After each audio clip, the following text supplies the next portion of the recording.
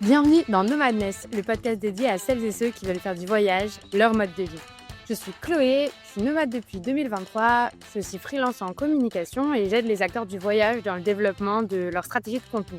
Dans le podcast Nomadness, on se retrouve chaque semaine pour découvrir un nouvel aspect du mode de vie nomade en solo à travers un partage de réflexions, des conseils pratiques, une rencontre ou encore la découverte d'une destination. Ensemble, on explore les voies pour créer un mode de vie nomade en solo sur mesure et lever toutes les barrières mentales, sociales et logistiques qui freinent notre passage à l'action.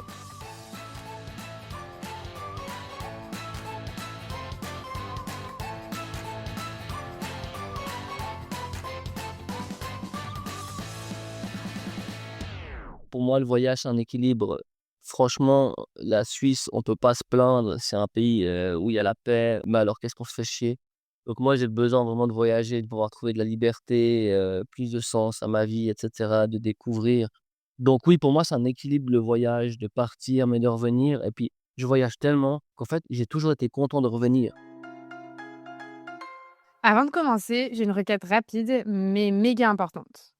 Parce qu'il y a plus de 75% des auditeurs et auditrices de Nomadness qui ne sont pas abonnés au podcast. Et la plupart ne laissent pas de commentaires sur les épisodes non plus. Et en vrai, un simple partage, une note 5 étoiles ou un commentaire, ça peut paraître anodin, mais pourtant, c'est le meilleur moyen de donner de la visibilité au podcast et donc de permettre à d'autres personnes de découvrir et peut-être même d'adopter un mode de vie nomade. Alors, si cet épisode résonne en toi, fais-le voyager aussi autour de toi. Dans l'épisode du jour, on part à la rencontre de Sylvain. Sylvain, c'est un grand voyageur. Il a aussi créé le projet Suisse Moi, qui est une aventure complètement folle, pour pas dire complètement barrée, où il partait autour du monde relever les défis qui étaient proposés par sa communauté. Donc, il y a du sport extrême, des plats improbables à manger, de l'immersion locale, beaucoup. Bref, rien ne l'arrêtait ou presque.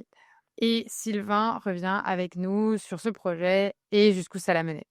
Mais au-delà de ces défis complètement délirants, Sylvain a vraiment construit un équilibre intéressant entre ancrage local et vie nomade, puisque depuis 20 ans, il est nomade environ 7-8 mois par an, mais il a toujours gardé sa base en Suisse. Et d'ailleurs, c'est un pays qui forge son identité, et on en a pas mal parlé aussi.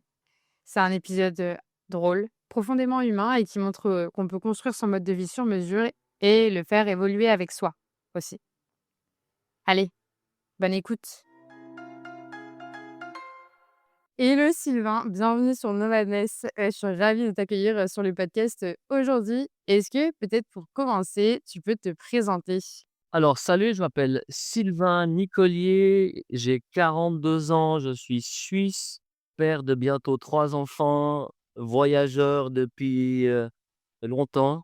Voilà pour résumer, j'organise des événements depuis que j'ai 20 ans, spécialisé dans les événements extérieurs à but non lucratif. Et j'aime beaucoup le sport, je pratique moi-même, si j'ai pas mal au dos, beaucoup de sports différents. Ok, trop chouette. Alors, parmi les éléments que tu as énoncés, tu as commencé par dire que tu étais suisse. On y reviendra, c'est un élément assez important. Et d'ailleurs, tu as créé Suisse Moi. Est-ce que tu peux expliquer ce projet, en quoi il consiste et d'où il vient? Donc Suisse-moi, le concept, c'est de proposer des voyages participatifs où les internautes, ma communauté me propose le contenu de mes voyages avec des défis sportifs, culturels, des rencontres, des lieux à visiter. L'idée à la base, je crée une vidéo par semaine qui était diffusée sur les réseaux et les gens comme ça pouvaient voyager avec moi. J'ai créé ce projet dans le but de sortir un peu de la routine entre guillemets du voyage, d'aller au-delà de simplement aller visiter un endroit, d'aller voir une plage et cetera. L'idée c'était d'accéder à des activités où les touristes n'avaient pas forcément accès et d'aller, vraiment vivre et puis voir le vrai paysage d'une destination. Incroyable. Est-ce que tu peux raconter un peu des exemples peut-être de défis qu'on t'a lancés et que tu as relevés, et d'expériences du coup que tu as pu vivre grâce à ça? Bon déjà, il faut savoir que c'était via internet, donc je choisissais pas ceux qui avaient le plus de likes, de défis, sinon je serais déjà mort. Je choisissais des choses qui faisaient du sens, que j'avais envie de faire et puis, que j'imaginais qui pouvaient être pas mal, à filmer et à en faire une vidéo. Les gens avaient beaucoup de plaisir à me proposer à manger les trucs les plus dégueux qu'on peut trouver dans le monde entier.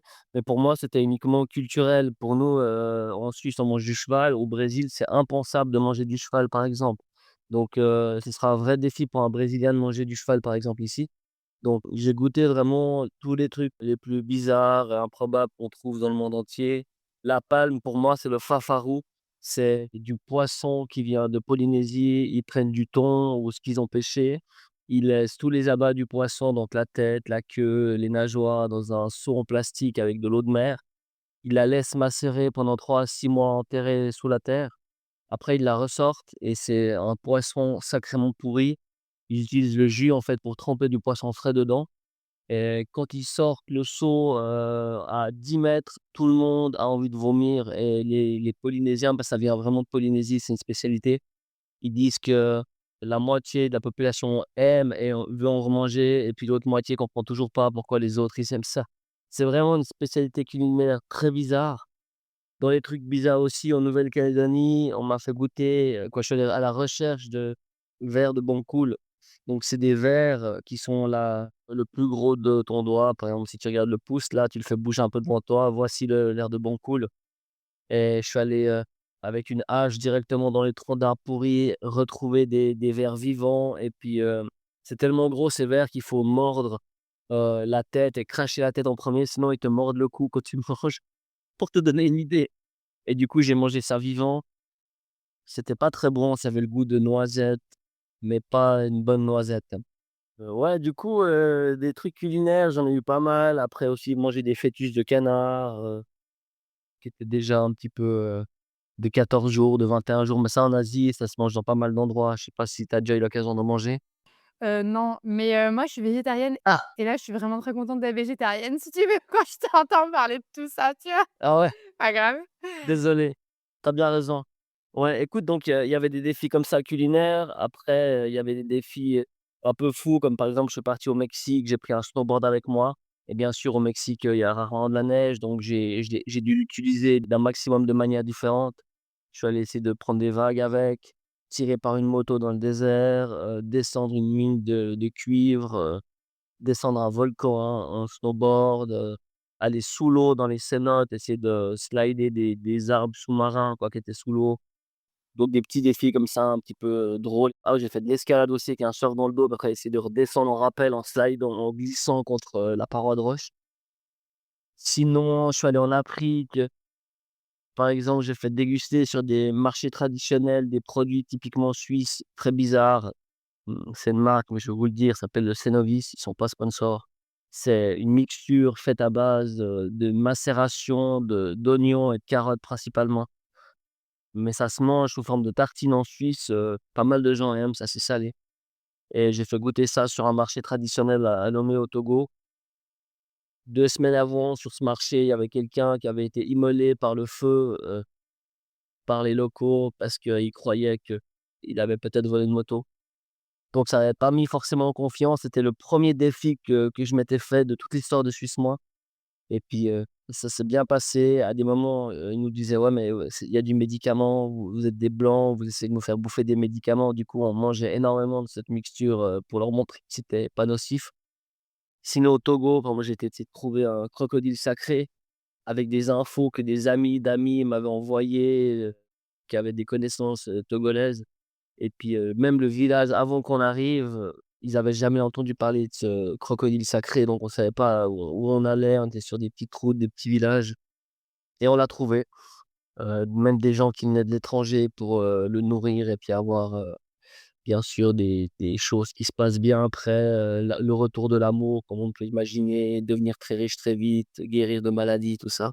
J'ai fait aussi des check-up vaudou, j'ai fait de la lutte sénégalaise et de la lutte togolaise où là, je suis allé même à Dakar sur la plage et puis, j'ai défié le général, le deuxième meilleur lutteur de la plage, à Dakar, alors que j'avais jamais fait de lutte.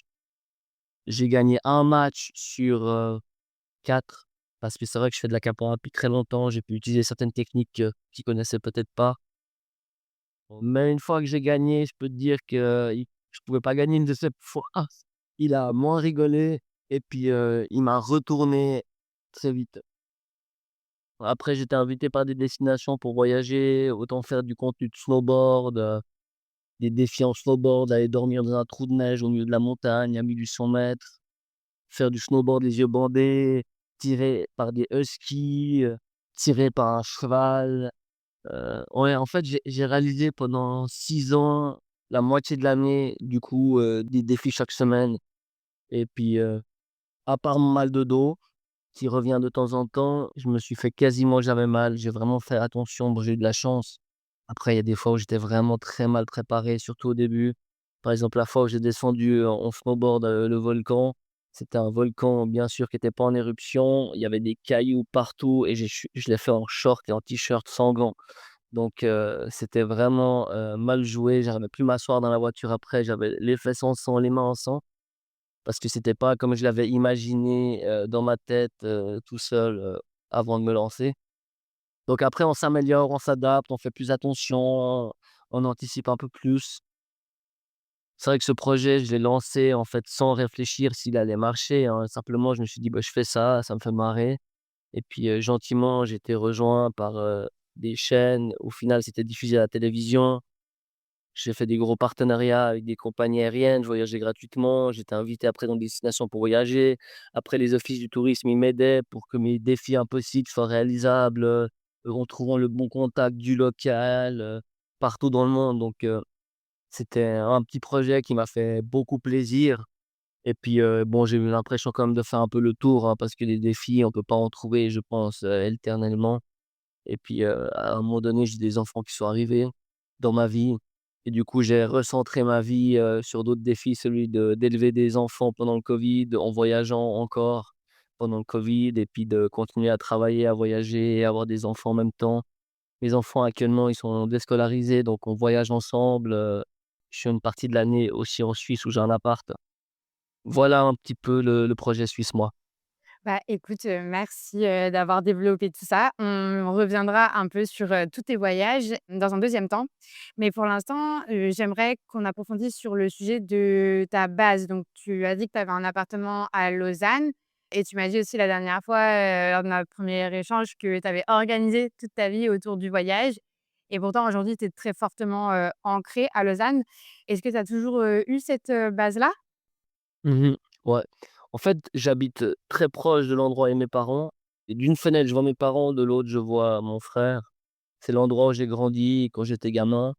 Pour moi, le voyage, c'est un équilibre. Franchement, la Suisse, on peut pas se plaindre. C'est un pays, où il y a la paix, où c'est calme, mais alors qu'est-ce qu'on se fait chier. Il y a tellement de règles et cetera, il y a tout qui est très cadré. Donc moi, j'ai besoin vraiment de voyager, de pouvoir trouver de la liberté, plus de sens à ma vie et cetera, de découvrir. Puis bon, le voyage, ça m'a construit. Ça m'a permis de savoir qu'est-ce qui faisait que j'étais suisse, en fait. Qu'est-ce qui fait qu'on a notre propre identité, puis qu'est-ce que c'est notre identité? Sans voyager, franchement, je saurais pas qui, la société suisse a essayé de me construire, en fait. Donc oui, pour moi, c'est un équilibre, le voyage, de partir, mais de revenir et puis je voyage tellement, j'ai tellement voyagé qu'en fait, j'ai toujours été content de revenir. Contrairement à pas mal de gens que je voyais qui étaient tellement tristes et puis moi, je savais que quand je revenais, j'allais repartir l'année suivante et puis que c'était pas juste le voyage d'une vie où il y en a qui font: «Ah bah, je fais un tour du monde» et puis c'est une parenthèse dans leur vie.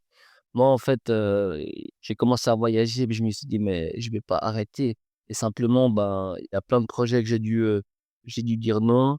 Il y a des boulots que j'ai pas pu prendre, mais voilà, il faut faire des concessions et puis au centre de ma vie, il y a toujours eu le voyage et ça fait maintenant 22 ans. Est-ce que je vais continuer encore? Je sais pas. En fait, c'est aussi sain, je crois, de se remettre en question et puis qu'au final, on évolue parce que en fait, moi, je voyage un peu par défaut. C'est-à-dire qu'en septembre, qu'est-ce que je fais? Ben je voyage et j'ai toujours fait ça.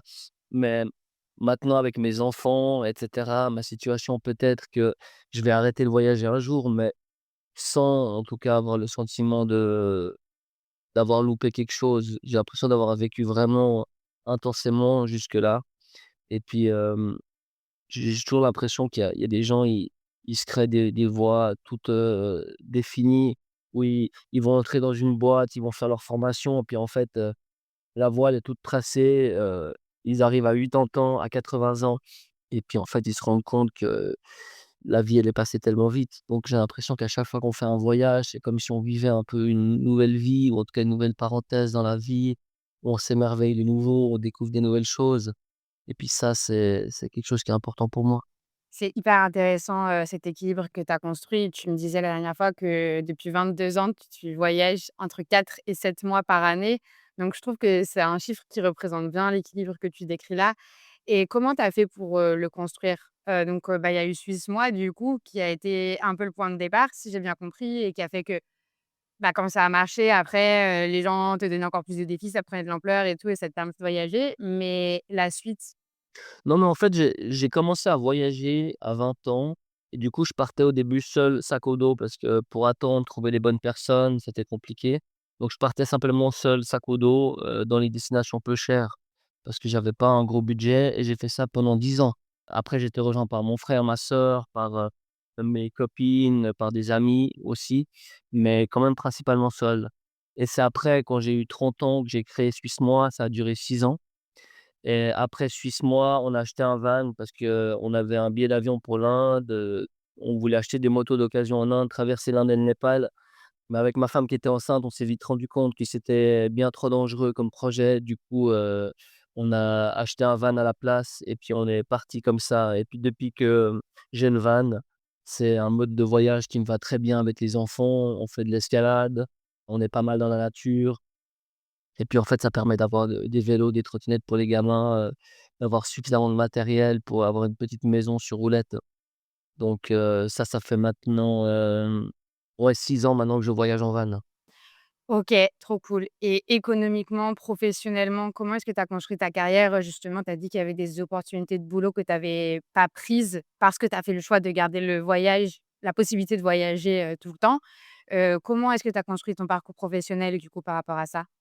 Bah, au début, hein, je voyageais jusqu'à ce que j'ai plus d'argent, je rentrais, puis je faisais, n'importe quel boulot pour, gagner de l'argent. J'ai travaillé à la poste, j'ai travaillé, à faire des livraisons, j'ai travaillé, dans les supermarchés, caissier de supermarché, vraiment tous les boulots, il fallait que je gagne de l'argent le plus vite possible en rentrant parce que j'avais vraiment plus rien et puis après, gentiment, j'ai mieux gagné ma vie, j'ai trouvé des boulots qui me plaisaient mieux. J'étais aussi reconnu par rapport à mes expériences et puis, mes compétences. Quand j'ai eu 20 ans, j'ai créé une association pour la promotion de la bonne humeur qui s'appelait Are Rire aux rues, Art et rire dans la rue, association pour la promotion de la bonne humeur, où j'organisais pour commencer le championnat du monde de feuilles, cailloux, ciseaux, Shifumi ou Jakenpo en japonais et du coup, j'ai commencé à organiser des événements et je me suis fait un peu une carte de visite grâce à ces événements-là. En parallèle, j'ai fait une formation aussi dans le domaine de l'animation socioculturelle. Du coup, par la suite, j'ai trouvé des emplois qui étaient plus qualifiés, qui étaient plus en lien avec mes aspirations, mes envies, mes compétences et puis, en fait, je faisais de l'événementiel l'été. Chaque année, on me rengageait pour les mêmes périodes et puis après, du coup, ça me permettait de partir et puis de travailler à distance, mais un petit peu, c'est-à-dire un 10-20 de l'étranger, simplement pour le suivi de projet, relancer des gens et cetera. Ça fait maintenant 15 ans que je fais les mêmes événements, donc j'ai vraiment trouvé une stabilité comme ça avec un boulot, qui me plaît, qui me construit, qui me donne vraiment du sens. En fait, là, je fais un projet principal, il s'appelle Lausanne-sur-Mer, c'est 8 ans d'activités sportives gratuites durant l'été pour les jeunes à Lausanne. En fait, c'est pour ceux qui peuvent pas voyager, on leur amène la mer alors qu'on a qu'un lac, donc Lausanne-sur-Mer et puis, je mets tous les sports que j'aime dedans et puis, toute ma créativité et ma motivation et puis on construit l'événement avec plein de jeunes qui sont venus, certains il y a 10-15 ans et au fur et à mesure, ils prennent des responsabilités. On fait grandir l'événement avec eux. Et puis c'est vraiment, ce que j'aurais voulu en tant que gamin avoir à Lausanne. Donc tout est gratuit, tout est à but non lucratif. Le but, c'est vraiment créer une bonne ambiance, un espèce de village de vacances et puis que les gens, ils viennent, ils s'amusent, ils se rencontrent et puis que le sport n'est qu'une excuse au développement de soi, à la rencontre. Parce que dans nos sociétés, en tout cas en Suisse, c'est hyper dur de faire des contacts sociaux. Si tu fais pas partie d'une association, ou si c'est pas tes potes d'école ou du travail, en fait, c'est souvent très dur de faire des rencontres comme ça spontanées dans la rue ou ailleurs. Du coup, on essaie de favoriser un peu ça et puis que les jeunes se créent aussi des réseaux hors des réseaux sociaux et puis des réseaux sur internet qui se voient en vrai, qui suent et qui s'amusent et puis qui se rendent compte qu'en fait, on s'amuse vachement mieux qu'en scrollant et qu'en tapant sur un clavier pour tuer des gens sur ordinateur. Je trouve ça trop chouette parce que entre tout à l'heure où tu parlais de tous les défis que tu as pu faire à travers le monde avec Suisse Moi et de maintenant où tu parles de tes projets événementiels et notamment de Lausanne-sur-Mer, là, en l'occurrence, et ben, tu as les mêmes étoiles dans les yeux et dans la voix. Je pense que ça s'entend et ça, je trouve ça vraiment chouette et le modèle que tu as construit petit à petit comme ça avec l'événementiel et de bâtir, ta carrière là-dessus, je pense qu'il peut inspirer beaucoup. Donc merci pour ça, c'est cool. On sent aussi que tu as un profond amour de ton pays, la Suisse, mais en même temps que tu questionnes beaucoup ton identité et tu as mentionné que le voyage t'avait aidé là-dedans. Alors est-ce que tu pourrais développer sur, justement comment est-ce que le voyage t'a appris quelle était ton identité suisse et comment est-ce que cet attachement aussi à ton pays a façonné, ton projet? Ouais, mais c'est vrai que quand tu as 20 ans, tu te dis: «Mais qu'est-ce que c'est d'être suisse?» Donc moi, mon étiquette, elle me suivait partout. C'est-à-dire qu'en tant que Suisse, on a un porte-monnaie sur pattes, les gens ils identifient uniquement la Suisse, comme si on avait des banques, dans notre sous-sol. Alors on bénéficie énormément du franc suisse qui est hyper fort au niveau mondial. On profite vraiment du capitalisme, ça c'est sûr. Je m'en veux aussi à quelque part, mais j'en ai énormément profité. Mais au-delà de ça, c'est vrai que, il y a des valeurs en Suisse hyper importantes que si on voit pas comment ça fonctionne ailleurs, en fait, on peut peut-être pas les comprendre. Alors chez nous, il y a le consensus, par exemple. C'est vraiment l'art de discuter et de se mettre d'accord, même si on a des opinions divergentes et puis, en fait, que si toi, tu veux quelque chose d'élevé, moi de bas, on va dire pour simplifier, au final, on va se mettre d'accord sur quelque chose de moyen, sans se taper dessus, sans se battre. C'est ça, en fait, qui fait que la Suisse est hyper paisible parce qu'il faut pas oublier, il y a 3 à 4 peuples de cultures qui sont très différentes, hein, des Suisses allemands, entre les Suisses romands et puis, les italophones. C'est impressionnant comme on a des cultures très différentes déjà entre Suisses. Sans parler bien sûr des Suisses des villes, des campagnes, des montagnes. Mais en général, voilà, on a toujours des votations, où c'est les Suisses allemands, parce qu'ils sont beaucoup plus nombreux, qui gagnent et puis, bah, voilà, heureusement qu'on discute et qu'on se fout pas sur la gueule parce que la paix, c'est tellement primordial, hein, pour être bien dans un endroit. Après, ce que je reproche à la Suisse, c'est qu'il y a tout qui est normé, le travail, c'est sûr que c'est le l'idéal numéro un avec l'argent, ça va ensemble.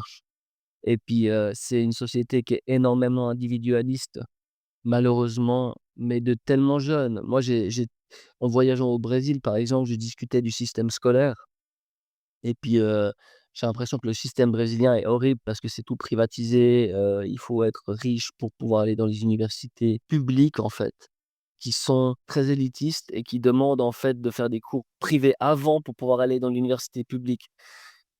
Donc c'est que les plus grandes familles qui arrivent y aller. Et quand je discutais en fait du système, scolaire suisse, on s'est rendu compte qu'en fait en Suisse, c'était aussi, horrible parce qu'en fait, les jeunes en Suisse, ils sont séparés.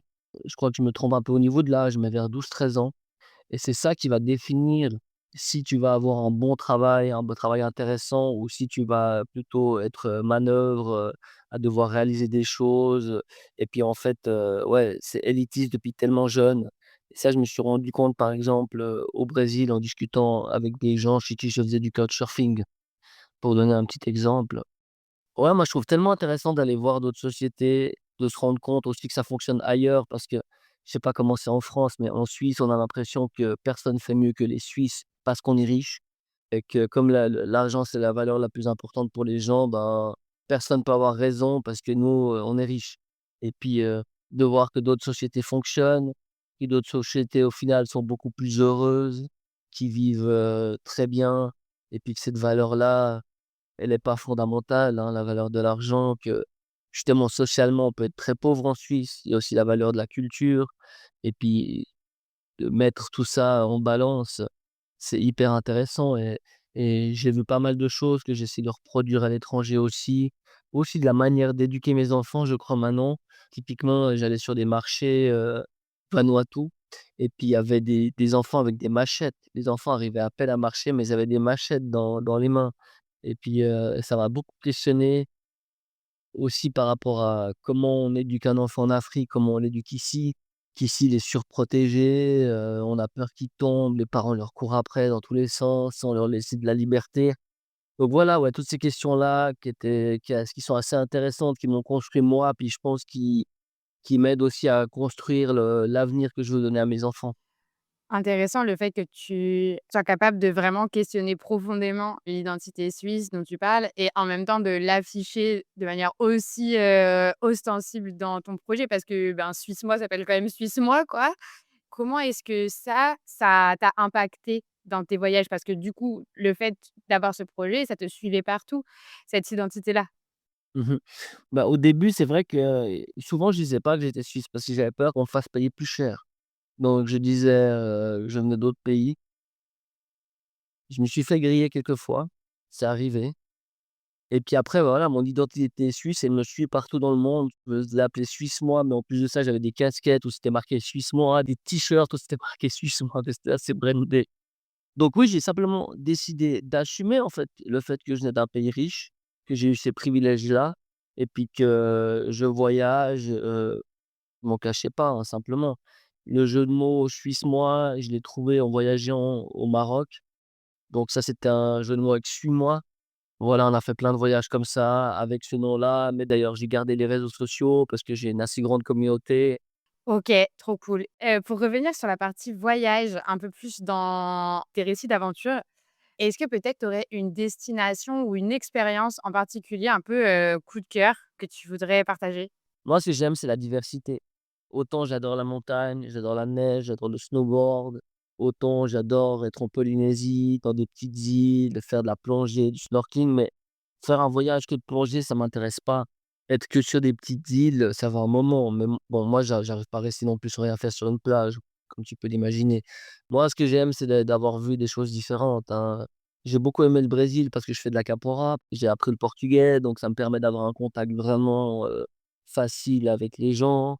J'ai beaucoup aimé l'Indonésie parce qu'il y a plein de petites îles, le plus loin de Bali possible où on se sent vraiment seul au monde et puis où il y a des qualités justement, au niveau des trésors sous-marins, des coraux mous, de trucs exceptionnels qu'on peut voir. Ouais, écoute, c'est la diversité moi que j'aime. Je peux pas te donner un endroit ou un pays. Je comprends. Alors je vais tenter une autre question, peut-être que j'aurai plus de chance cette fois. Est-ce qu'il y a une destination ou une expérience que tu aurais moins aimée Bah, et pourquoi? la météo, hein, c'est important. Être pas malade, c'est important. Moi, j'ai des endroits où par exemple, je suis pas allé en Colombie où, je suis tombé malade plein de fois de suite. Donc bien sûr, c'est des expériences qu'on garde plutôt des mauvais souvenirs et puis je suis arrivé fatigué, je suis arrivé, pas en bonne forme, donc voilà. Là, peut-être aussi, j'avais fait trop d'escales en enchaînant des vols, en passant de 0 m d'altitude, je suis arrivé à Bogota, je crois, ouais, je sais plus combien c'est, à 2000 m. Des fois, il faut savoir se reposer, faut vraiment pouvoir prendre le temps et puis, de faire les choses trop vite, je pense qu'on se perd et puis, on n'arrive pas, puis quand à un moment donné, bah, le corps il dit: «Stop». Ouais, c'est un bon conseil, je pense. Par rapport aux leçons justement que tu as pu tirer de tes expériences, est-ce que tu aurais eu, une galère de voyage que tu voudrais nous partager et de laquelle tu aurais pu retirer une leçon? Une galère de voyage? Mais en fait, moi, j'ai pas vraiment eu de problème, à part oui, bah, ma femme, elle a eu, par exemple, la malaria quand on était en Polynésie, donc ça, c'était super dur. Non, pas la malaria, en fait, la dengue, excusez-moi. Souvent, on regarde là où il y a la malaria, puis s'il y a pas la malaria, on fait moins attention, mais on oublie que la dengue, c'est hyper dangereux et puis qu'il y en a dans des endroits, en Thaïlande, il y en a dans certaines forêts où c'est vraiment, infesté. Il faut vraiment faire gaffe, hein, à cette maladie et c'est des maladies, la dengue, on dit que tu peux l'avoir une fois, la deuxième fois, tu as pas mal de chances de mourir parce que tu as plusieurs souches, tu peux choper une seule souche à la fois.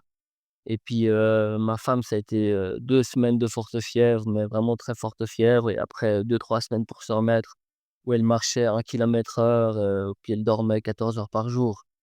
Donc, ouais, les maladies, ça fait peur, Donc ouais, les des moustiques, on oublie, hein, les gens ont peur des requins et des requins, il y a aucun danger et moi, je vous dis, ce qui est dangereux, c'est les noix de coco qui vous tombent sur la tête et puis les moustiques qui vous tuent. L'animal le plus dangereux, c'est de loin le moustique. Donc il faut des fois, faire fi de ses propres peurs, parce que c'est un animal fantasmé, le requin ou d'autres trucs. Faites attention aux moustiques et à la circulation, hein. La circulation, si vous allez en Thaïlande ou ailleurs, vous voyez tous les touristes qui se brûlent au pot d'échappement, qui tombent en scooter parce qu'ils ont aucune expérience. Le vrai danger dans un voyage, c'est la circulation et les moustiques. OK, bah, écoute, c'est noté. Peut-être sur, l'évolution de ton mode de voyage, là, tu parlais de ta femme à l'instant, mais tu as commencé à voyager tout seul, puis avec ta femme, bah et puis aussi avec ton frère, ta sœur, que tu as mentionné tout à l'heure et puis maintenant, ben, vous voyagez à, 4, presque 5. Félicitations d'ailleurs et qu'est-ce que ça change? Quelles sont les différences, les avantages, les inconvénients peut-être de ces différents modes de voyage? Hem, ouais, mais déjà, au début, je voyageais seul, donc c'est vrai que le voyage seul, c'est tellement différent. C'est là où, en fait, tu prends toutes tes décisions, tu apprends à te connaître, tu fais ton propre chemin sans devoir poser aucune question à personne. Mais en même temps, moi, je suis un être vraiment profondément sociable, j'aime pas être seul, donc en fait, quand je voyageais seul, moi, tout ce que j'essayais de faire, c'est de me connecter à d'autres personnes. Donc c'était assez paradoxal et je me mettais un peu en tension comme ça en partant seul et puis en fait, le plus vite possible, il fallait que je trouve des gens et puis sac au dos au début, donc peu d'affaires, on ramène peu de souvenirs, que des transports publics au début. Après gentiment, j'ai commencé à louer des bagnoles parce que louer des bagnoles, ça te permet d'aller plus vite, là où tu veux. Tu peux dormir dedans. Donc ça, j'ai gagné pas mal en mobilité, mais j'essaie de trouver quelqu'un d'autre, le louer à 2. Et puis ouais, des auberges de jeunesse, tellement cool les auberges de jeunesse, je trouve, pour rencontrer les gens. Moi encore là, si je pars, seul, je vais direct dans une auberge de jeunesse, essayer de me connecter aux gens, discuter avec. Mais par contre, qu'est-ce que c'est fatigant et chiant de partir longtemps tout seul et tu rencontres les gens, c'est toujours les mêmes questions. «Salut, comment tu t'appelles? Tu viens d'où? Tu vas où? C'était bien? Tu restes combien de temps?» Franchement, c'est tellement plus, enrichissant et valorisant de discuter avec quelqu'un avec qui on part et qu'on reste longtemps. Donc j'ai essayé d'avoir des compagnons de voyage, hein, des potes, ma sœur, mon frère, ma femme, des ex et cetera. Ça, je le recommande quand même. Au début, c'était bien de partir seul, mais je me suis vite rendu compte que de répéter tout le temps les mêmes phrases, c'était vite embêtant. Donc ça m'a beaucoup plu de partir, avec quelqu'un. Souvent 2 personnes, des fois 3, des fois 4, mais plutôt à 2. Et puis après, j'ai changé avec, ben, le van et des enfants. Donc ça faisait 2 grands changements. Et ouais, le van, c'est vraiment bien parce qu'on a de l'eau, on se fait à manger, parce que souvent la nourriture, quand on part 2 semaines ou un mois, ça va, mais quand on part longtemps, c'est quand même bien de pouvoir se faire à manger où on veut, quand on veut, surtout si on se retrouve dans la nature à faire de l'escalade. Donc le van, ça a été une excellente découverte, à part que en fait, je suis très nul en mécanique, je sais rien faire de mes mains. Du coup, j'ai toujours des problèmes que je sais pas résoudre, à chaque fois que je les amène chez un garage, il résout un problème et un autre qui revient, là, de nouveau, dans le dernier voyage, il y a un rat qui est rentré dans notre van, qui a pissé sur, la boîte centrale qui gérait l'électricité de la batterie de l'intérieur du van et du coup, il y a quelqu'un qui l'a changé sur place, mais bien sûr, il a pas fait les changements comme il faut. Maintenant, j'ai mon frigo qui est pas branché sur la bonne batterie, il faudrait que ouais. C'est quand même des soucis d'avoir son propre matériel, hein. C'est comme avoir une maison, avoir un van, il faut être bon au bricolage et puis, c'est vrai que moi, ce que j'ai fait aussi, c'est que je l'ai acheté à quelqu'un qui l'avait réalisé, par une entreprise et du coup, j'ai pas les connaissances de quelqu'un qui l'aurait construit lui-même et puis peut-être de faire simplement les choses. Moi, j'ai plein de câbles, je sais pas où par où ils passent dans des mini-conduits ou soit j'ai pas les outils pour accéder, c'est un petit peu compliqué quand même. Mais le van, voilà, avec les enfants, franchement, là, on aimerait bien repartir sac au dos, peut-être un peu plus loin avec ma femme, mais on peut pas. Parce que 3 enfants, c'est tellement d'affaires. Mes enfants, là, la plus petite, elle a 2 ans et demi, elle porte pas encore son sac à dos, elle marche pas encore, 2 kilomètres de suite, donc Quand ils seront plus grands, c'est clair qu'on va leur mettre des sacs au dos, puis on va partir. Mais, pour l'instant, le van, c'est génial. On met les rollers dedans, le matériel d'escalade, un hamac, des petites chaises, un filtre à eau pour boire de l'eau partout dans le monde, un petit frigo pour mettre quelques bières. Ouais, en fait, au début, il faut voyager le plus simplement possible et plus on gagne en confort, plus on n'arrive pas à revenir en arrière. C'est ça le problème, donc commencez pas à voyager avec trop de confort. Après bien sûr, chacun a ses limites, hein, mais je trouve bien de commencer le plus simplement possible. Ouais, c'est un très bon conseil et puis, tes enfants, tu en parlais à l'instant et tu disais tout à l'heure qu'ils étaient déscolarisés. Comment ça se passe, pour eux? Bah, mes enfants, ils sont très heureux, ils se portent très bien. Ils demandent d'aller à l'école parce que pour eux, l'école, c'est les vacances. Parce qu'en fait, ma grande, elle a fait 1 mois d'école et puis quand on allait à l'école, tous les autres enfants, ils allaient après à la crèche, avant à la crèche, à midi à la crèche parce que les parents, ils bossent, à fond et puis elle disait: «Mais papa, comment ça se fait que nous, on va pas là-bas?» Elle voulait aller aussi, pour faire comme les copains copines. Donc ouais, mes enfants, bah, on s'en occupe, on fait beaucoup de sport avec, on leur apprend des choses et puis, en Suisse, c'est extrêmement facile dans le canton où j'habite de déscolariser un enfant pour le moment. Il suffit d'envoyer une lettre, c'est tout. Donc, on l'a déscolarisée 1 année, on va la déscolariser une autre année et puis après on verra si elle va rejoindre le système. Et c'est vrai que de rejoindre le système pour nous, ça veut dire que concrètement, on arrête de voyager parce que moi je travaille beaucoup pendant l'été, pendant les grandes vacances et aussi, souvent pendant les week-ends et le soir. Donc, ouais, on questionne un peu le fonctionnement de notre vie avec les enfants. C'est vrai qu'en même temps, moi, je vois pas leur faire leur scolarité, quand ils seront plus grands, leur apprendre la grammaire, la conjugaison, l'orthographe. C'est pas des trucs du tout que je me vois faire. Donc, il faudra bien à un moment donné que je donne la main. Mais, les gens ils disaient: «Oui, mais alors pour vos enfants, la socialisation, c'est tellement important». Ils disaient, ouais, à l'école que en fait, ça permettait de rencontrer une diversité de personnes. Ouais, je peux vous dire que nous, quand on voyage, la diversité de personnes, c'est autre chose. Moi, mes enfants, ils allaient garder des moutons, au Maroc avec des enfants de villages berbères qui crêpahutaient dans la montagne, à passer des semaines ensemble, à jouer. Ça, c'était des vrais échanges, je trouve, interculturels avec des gens, qui avaient une vie différente. Ouais, donc on se questionne beaucoup, par rapport à l'avenir.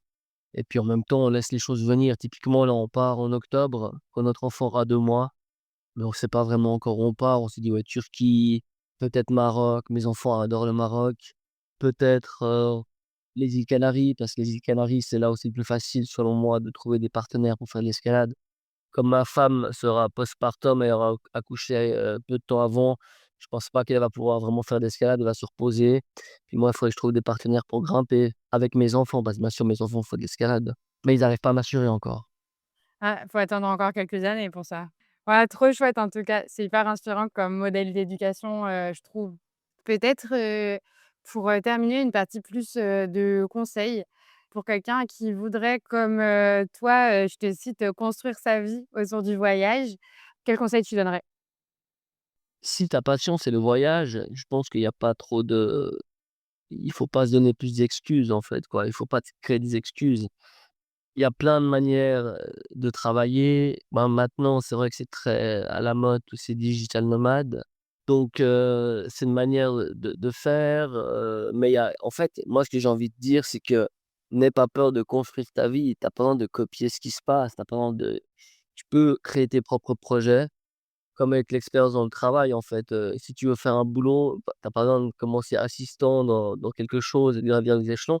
Tu peux facilement, je pense, créer ta propre organisation, créer tes propres projets, mais bien sûr en commençant petit et puis, en regardant vraiment si c'est ça qui te plaît. Parce que souvent on se fait des idées puis, on fantasme, mais on se rend compte qu'en réalité est complètement différent. Comme le voyage en van, hein, ça va pas plaire à tout le monde, ça c'est sûr. Donc, il faut faire des tests, il faut faire des essais, il faut faire des erreurs et puis, souvent avant de savoir qu'est-ce qu'on aime, c'est peut-être beaucoup plus facile de savoir qu'est-ce qu'on n'aime pas et puis de partir sur ce constat-là pour construire quelque chose. Et puis au fur et à mesure, ben, la vie elle est malléable, hein. On fait des essais, on fait des choix. Moi je pense que la pire des erreurs, c'est l'inaction et de rien avoir essayé. Mais, en apprenant, de ses erreurs, en faisant des choix et ben, on se construit donc franchement fonce, essaye des choses et puis, oui, tu vas louper, oui, tu vas peut-être te faire mal, mais espérons que ça va pas être trop grave. Tu vas te relever, tu auras acquis des compétences, des connaissances et tu sauras peut-être comment faire mieux. Mais bouge-toi, franchement bouge-toi. Il y a tellement de manières de voyager. Il y a tellement, tu vois, on croise des gens qui marchent. Par exemple aussi, je participe à des événements, quoi, c'est pas vraiment un événement, de Rainbow Gathering, je sais pas si vous avez entendu parler? C'est un monde à part dans le monde dans lequel on vit, où des gens se réunissent en communauté autogérée. Un mois sur le cycle du soleil, c'est totalement hippie. Pas de matériel électronique, pas d'échange d'argent, pas d'électricité, pas de viande, pas de drogue et puis, en fait, les gens, ils recréent, en fait, des petites, civilisations pendant un mois autour du partage, d'idéaux d'amour, de paix et cetera. Moi, j'amène mes enfants dans ces événements-là. Je vous conseille vraiment si vous aimez il faut aimer les trucs un peu hippies, hein, ça je vous le dis. Il y a des événements comme ça partout dans le monde et puis, en fait, c'est possible de vivre dedans. Tu fais un mois ou tu fais 2 semaines, tu fais le temps que tu veux et après tu peux te déplacer d'un événement à l'autre et puis, j'ai croisé des gens qui vivaient avec un morceau de fourrure de bête sur le dos et puis, un slip et puis ils se baladaient comme ça d'événement en événement et puis ils ramassaient des champignons, pas forcément hallucinogènes, qui les mangèrent, des racines et puis qui avaient une connaissance fine de la nature et de comment survivre avec peu. Donc en fait, souvent les gens, ils attendent, que ce soit pour avoir des enfants, mais pour lancer un projet, d'être sûr à 100 d'avoir tous les éléments, d'être blindé, par rapport aux idées et tout. Franchement, il faut commencer avec 3 ficelles, avec, 3 bouts de pain, tu fais ce que tu veux, mais commence quelque chose. Tu obtiendras, ce que tu veux au fur et à mesure ou alors ce que tu avais imaginé va complètement changer. Mais vas-y, lance-toi. C'est un beau message, comme tu as fait avec, Suisse Moi, comme tu as fait avec, le championnat du monde de Shifumi, ce qui est quand même un concept vraiment génial. Le championnat du monde de Shifumi quand même, je savais pas que ça existait avant de te rencontrer et je suis vraiment heureuse de le savoir. Mais ouais, mais tu vois, le fait qu'il y ait un panel et toute une diversité de possibilités et d'ouvrir ce champ des possibles-là, c'est aussi pour ça que j'ai créé le podcast, pour faire intervenir plein de gens qui ont fait des trucs, tous un peu différents. Tu vois, toi, tu as un modèle qui est encore très particulier et c'est cool de le partager parce que ça ouvre, le champ des possibles. Donc je trouve ça chouette. Peut-être, pour finir en un mot, ce que ton mode de vie, qu'on pourrait qualifier de semi-nomade, représente pour toi? Bah, c'est la liberté, hein. C'est simplement comment trouver la liberté dans notre société qui est hyper normée, hyper, définie et moi, c'est ce que je vous souhaite, c'est de trouver votre liberté, en fait, c'est de trouver votre chemin de vie. C'est de faire ce qui vous botte, ce qui vous passionne et moi, j'ai cette chance-là d'avoir réussi pour le moment où quand je regarde en arrière, tout ce que j'ai fait, je l'ai fait, parce que j'en avais envie pour une grande, grande, grande partie et puis, moi, c'est ce que je vous souhaite, c'est de réussir à créer votre vie et puis de réussir à trouver votre liberté dans cette société. Écoute, c'est un très chouette message pour la fin. Est-ce qu'il y a quelque chose que tu voudrais ajouter dont on n'aurait pas parlé ou un message que tu veux faire passer? J'ai 150 vidéos de défis débiles que j'ai fait sur internet, donc pas que des trucs débiles, vous pouvez aller jeter un coup d'œil suisse-moi.com et puis, ben, moi, je vous souhaite vraiment à tous, de pouvoir créer des projets qui vous passionnent. Écoute, je mettrai les liens pour te retrouver, pour suivre tes projets et regarder tes vidéos débiles comme tu dis, en description. Effectivement, pour en avoir regardé quelques-unes, je pense que ça vaut le détour. Donc je mettrai tout ça en description pour qu'on puisse te retrouver. Et puis je te remercie énormément d'avoir pris le temps de venir partager tout ça avec, moi aujourd'hui. Et je te souhaite, une bonne continuation, de beaux voyages. Merci à toi. Salut. Salut. Voilà, c'est la fin de l'épisode du jour. J'espère qu'il vous a plu et si c'est le cas, surtout abonnez-vous et donnez 5 étoiles au podcast. Ça vous prend, allez, 5 secondes à tout casser et ça soutient vraiment mon travail puisque ça donne de la visibilité aux médias. Et puis si vous voulez suivre mes aventures nomades, eh ben ça se passe sur mon compte Instagram qui est en description. Et vous pouvez aussi m'envoyer des messages pour me poser vos questions, me faire vos retours ou partager vos idées. Allez, à très vite!